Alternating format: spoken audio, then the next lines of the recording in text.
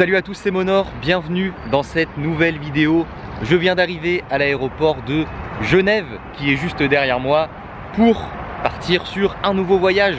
Je vous l'avais annoncé dans la FAQ que j'ai sorti récemment sur la chaîne. Je pars en ce début d'année pour une nouvelle aventure et comme vous venez de le voir dans le titre, je pars aujourd'hui en Colombie. Je suis super content, là ça fait 3 mois et demi que j'ai terminé le voyage au Kirghizistan et que je suis en France et ça fait plaisir de repartir pour une très grosse aventure, ma première fois en Amérique du Sud. Là il est 9h30 du matin et j'ai un vol de prévu en direction de Bogota, la capitale du pays.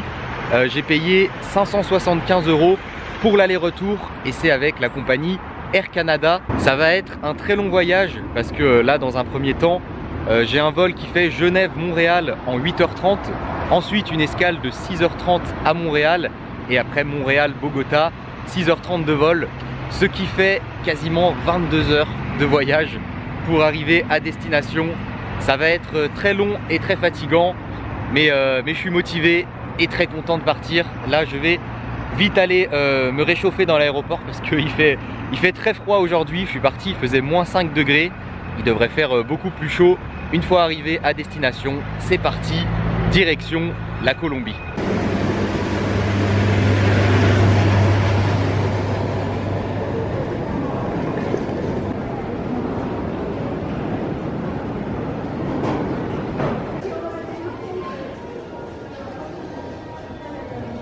Je suis juste à côté de ma porte d'embarquement. Je viens de passer la sécurité et l'immigration. C'est allé vraiment très vite, il n'y a pas beaucoup de monde à l'aéroport. J'ai donc ma carte d'embarquement juste là. J'ai plus qu'à attendre de pouvoir monter dans l'avion.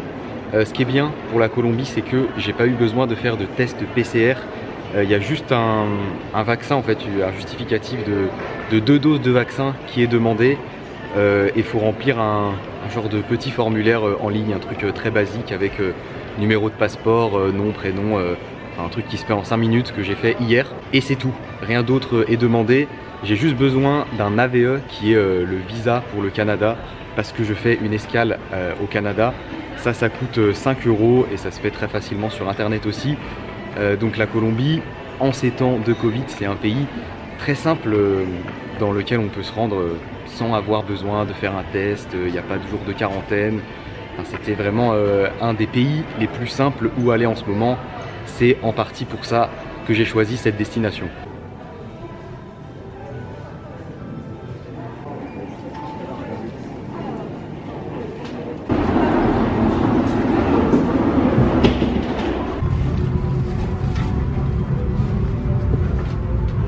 En cas d'amérissage d'urgence, prenez la pochette de gilet de sauvetage sous le siège.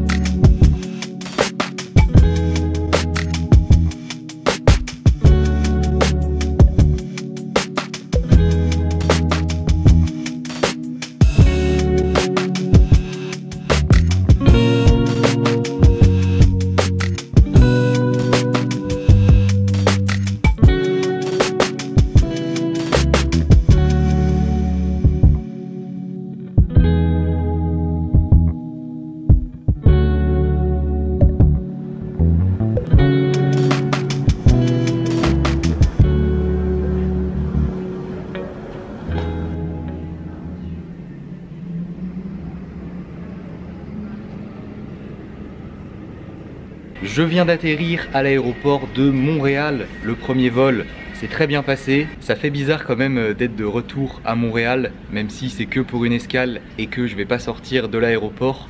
J'ai réalisé dans l'avion que quand je suis arrivé ici pour débuter mon PVT, parce que la plupart d'entre vous le savent, j'ai habité pendant presque 1 an à Montréal et j'ai fait un PVT Canada, j'ai travaillé ici et j'ai réalisé tout à l'heure que je suis arrivé en janvier 2019, donc ça fait pile 3 ans. Voilà, 3 ans après, on est de retour à Montréal pour 6h30 seulement, mais on est de retour quand même, donc spéciale dédicace à tous les Québécois qui regarderont cette vidéo.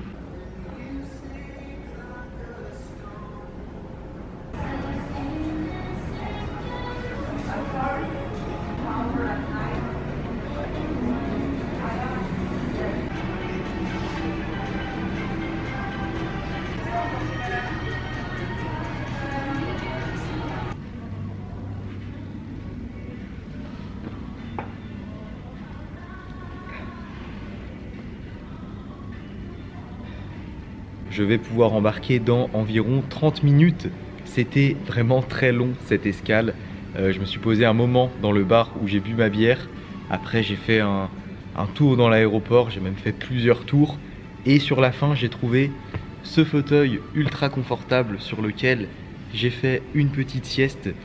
Parce que là je commence quand même à être bien fatigué, hein. Je pense que je vais être complètement explosé en arrivant. Mais bon, l'essentiel c'est que mon vol ne soit pas annulé. Donc là je vais me rendre devant ma porte d'embarquement. Et c'est parti pour ce deuxième vol.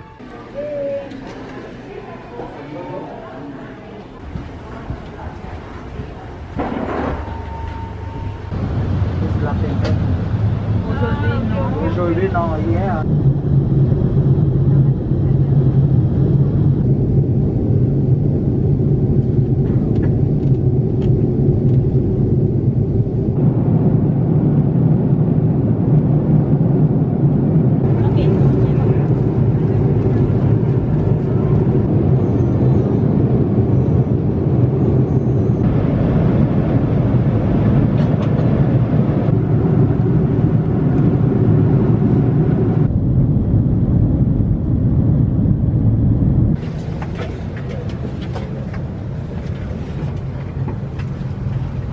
Wait and for the transmission of COVID-19. Therefore, these. Je suis bien arrivé à destination, bienvenue à Bogota, bienvenue en Colombie.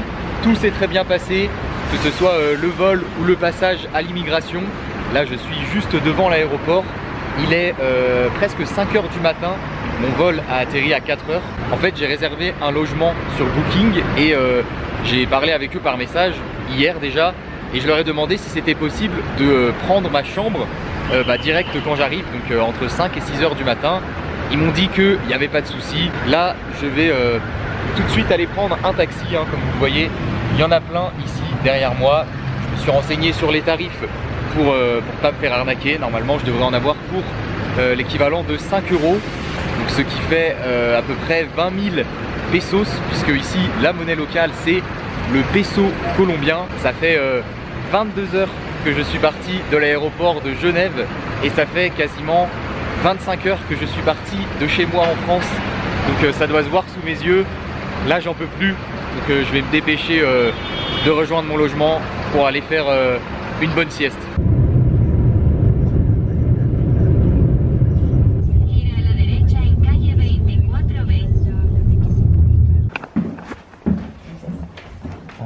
Gracias.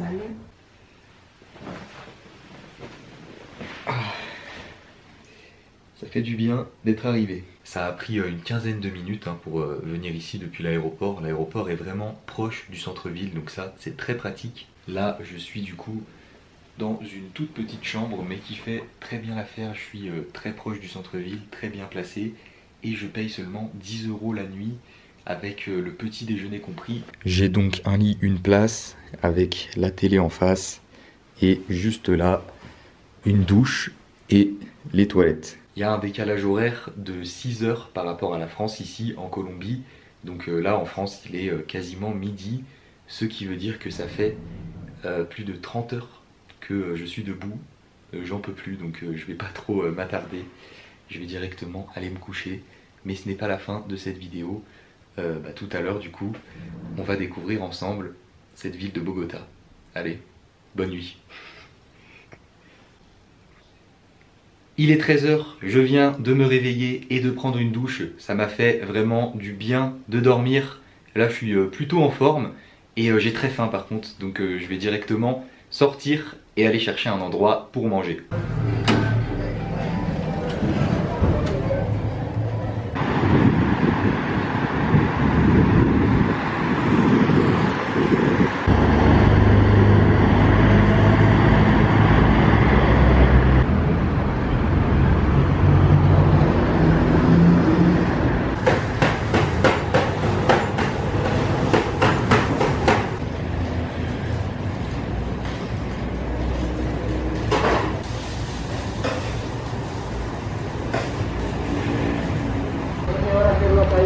Muchas gracias.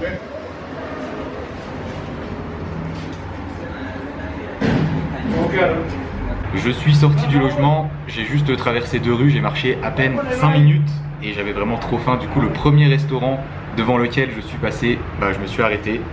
Le monsieur qui préparait est super sympa en fait, c'est un genre de petit stand, il y a vraiment juste quelques tables et quelques chaises. Et c'est une grosse tête de porc, de cochon, qui est fourrée avec du riz je pense. Et on a aussi un gros morceau de porc grillé comme ça qu'il a mis par dessus. Et un genre de petite galette, je sais pas trop ce que c'est, voilà il m'a dit je te mets tout, enfin je comprenais pas très bien parce que je parle vraiment très mal espagnol, j'ai quelques notions mais je suis pas très bon.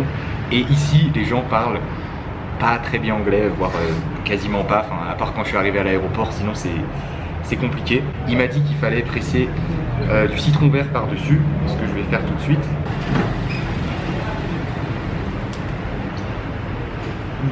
Avec le citron pressé, ça fait vraiment la différence. Ce petit côté acide, c'est vraiment super bon. Et ouais, c'est top, hein, franchement trop bon. Ah ouais, ça passe super bien. Et ça en fait, la grosse tranche qu'il m'a mis avec, c'est de la peau de cochon grillé. Donc c'est assez spécial au niveau de la texture.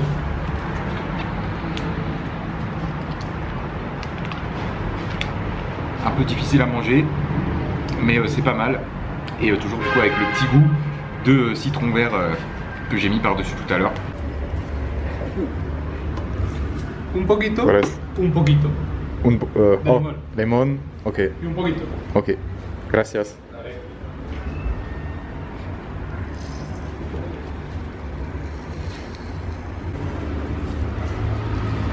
Ok. ¿Cuál es el nombre? Chicharrón. Chicharrón. Chicharrón, ok. Du coup, le monsieur qui m'a accueilli ici, j'ai discuté un peu avec lui, enfin j'ai essayé. Il est vachement sympa et il m'a proposé de goûter le chicharrón. Donc je sais pas trop ce que c'est, je crois qu'il a pris de la peau de porc, là, ce que je viens de manger. Il l'a passé au micro-ondes et il m'a dit de mettre du citron vert et du sel par-dessus. On va voir ce que ça donne.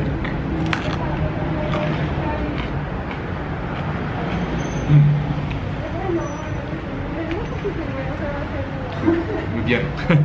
C'est vraiment meilleur que la peau grillée qu'il m'avait servi avec. Là je sais pas ce qu'il a fait, peut-être qu'il a mis de la chapelure, enfin je sais pas, mais c'est beaucoup plus simple à manger, c'est pas élastique. C'est bien grillé, vraiment pas mal. Je sors à l'instant du petit restaurant dans lequel je viens de manger. C'était vraiment sympa, hein. Le monsieur était gentil, la nourriture était bonne. On ne pouvait pas mieux démarrer cette journée et au final ça m'a coûté 17 000 pesos, ce qui fait entre 3 et 4 euros, sachant que j'ai pris un coca avec le plat.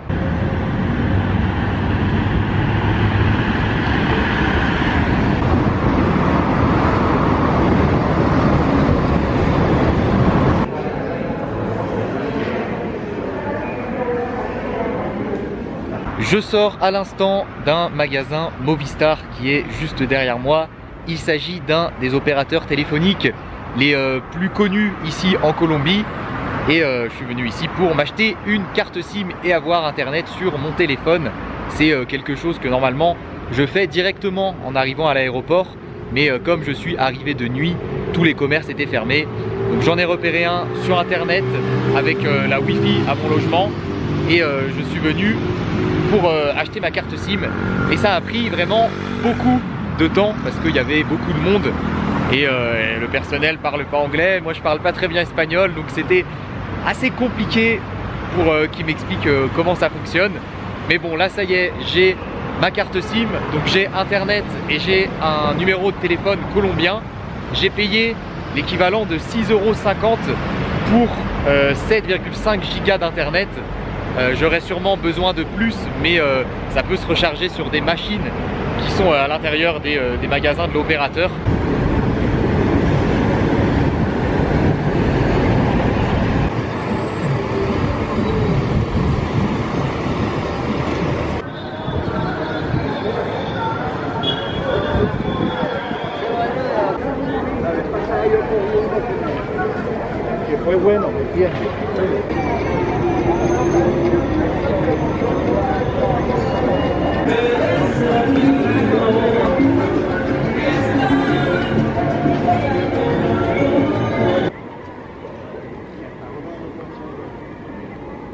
Et me voilà arrivé dans le quartier central de Bogota qui s'appelle la Candelaria.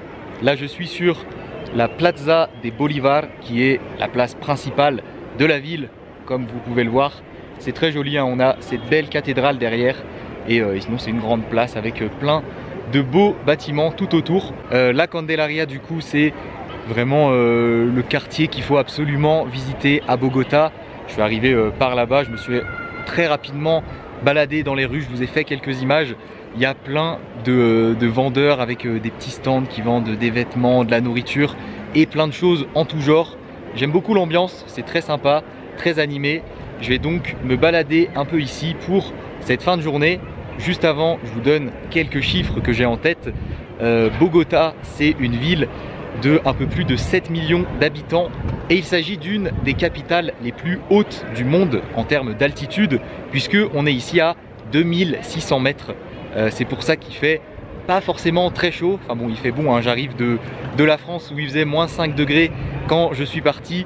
Donc je peux vous dire que ça fait quand même du bien. Là on est aux alentours des 20 degrés et c'est à peu près la température moyenne sur l'année. Il y a d'autres villes en Colombie qui sont beaucoup plus chaudes, mais ici vu qu'on est assez haut en altitude, ça reste autour des 20 degrés et la nuit ça descend aux alentours des 10 degrés. Et sinon pour ce qui est de la population totale de la Colombie, il y a ici environ 51 millions d'habitants et le pays fait à peu près 2 fois la France en termes de superficie. Bon, je vous dis qu'il fait pas forcément très chaud, mais c'est quand même très agréable hein, d'être à 20 degrés en plein mois de janvier. Je vais donc partir sur voilà, une balade à l'improviste dans les rues de la Candelaria, quartier principal de Bogota.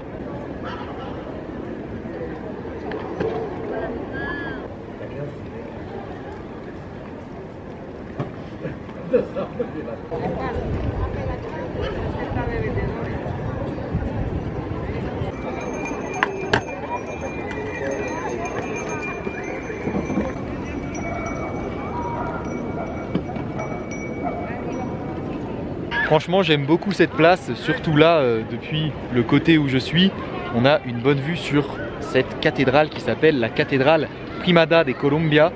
Et regardez ce que j'ai pris avec moi, un petit Kodak. Et oui, comme pour chaque voyage, je vais faire une série de photos avec un Kodak et elles seront à gagner parmi toutes les personnes qui feront un don sur mon Tipeee pendant le voyage. Et la première photo de la Colombie, ça va être cette magnifique cathédrale parce que là on est sur la fin de journée. Du coup comme vous le voyez, il y a le soleil qui tape dessus et ça fait ressortir les couleurs. Je trouve que c'est vraiment stylé. Ça mérite bien la première photo du Kodak en Colombie. Je vous donne donc dès maintenant rendez-vous sur ma page Tipeee. Le lien est dans la description pour faire un don et tenter de gagner une des photos du Kodak en Colombie.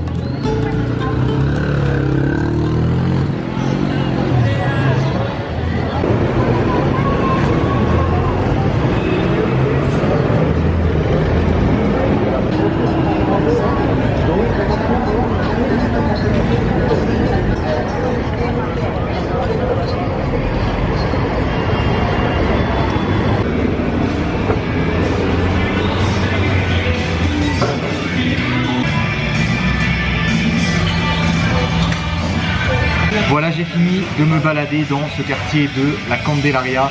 C'est vraiment très sympa ici, j'ai beaucoup aimé.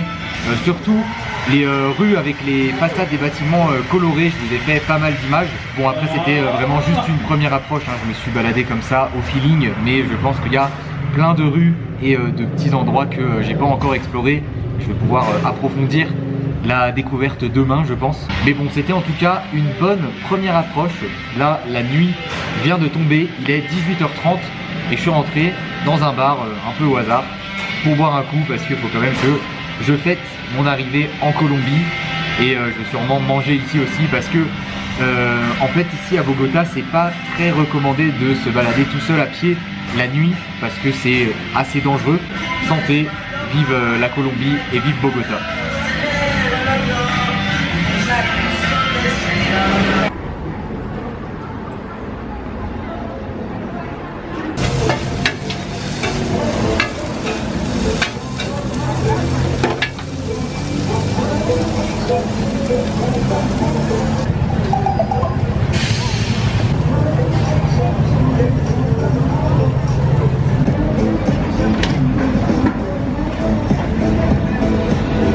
Du coup, dans le bar où j'ai bu ma bière juste avant, j'ai demandé et il faisait pas à manger.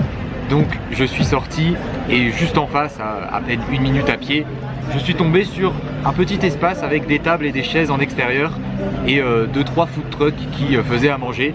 J'ai donc pris des tacos, 3 petits tacos comme ça. Ça coûte seulement 8000 pesos, ce qui fait environ 2 €, un peu moins même je crois. On a du citron vert à venir presser par-dessus comme ça.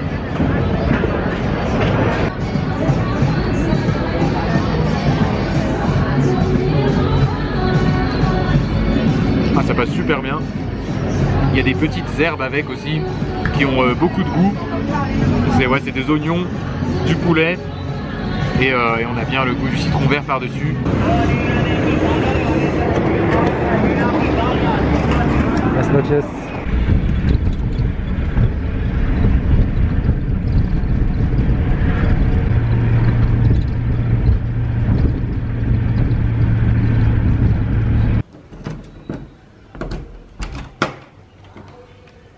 Je suis de retour à mon logement, il est donc temps de clôturer cette vidéo après cette bonne petite journée passée ici à Bogota. J'espère que cette destination, la Colombie, ça vous fait kiffer. N'hésitez pas à me le dire en commentaire. Je pense que pas beaucoup d'entre vous avaient deviné. J'ai vu sur Instagram que quand j'ai posté les stories de mon escale à Montréal, il y en a beaucoup d'entre vous qui ont cru que cette nouvelle aventure se déroulerait au Canada pendant un moment, mais non, c'était juste une escale de 6h30 et c'est bien en Colombie que ça va se passer. Alors je vous l'ai pas dit, mais je vais rester ici environ un mois. Je dis environ parce que en ce moment, avec le Covid, les dates des billets d'avion sont modifiables gratuitement. Donc là pour l'instant j'ai un aller-retour sur un mois, mais rien ne m'empêche de prolonger un peu. Enfin, je sais pas trop, on verra par la suite comment ça se passe.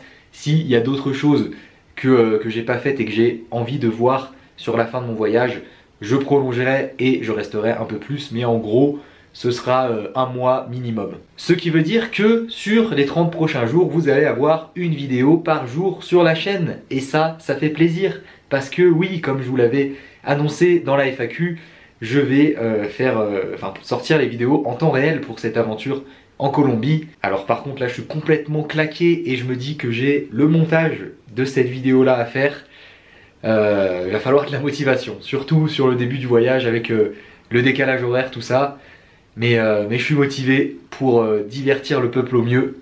À nouveau, encore une fois, on est toujours là. Si ça vous a plu, je vous invite à mettre un gros pouce bleu, à vous abonner à la chaîne si ce n'est pas déjà fait, à lâcher un petit commentaire, ça fait toujours plaisir. Et je vous dis donc à demain pour la deuxième vidéo de cette aventure en Colombie.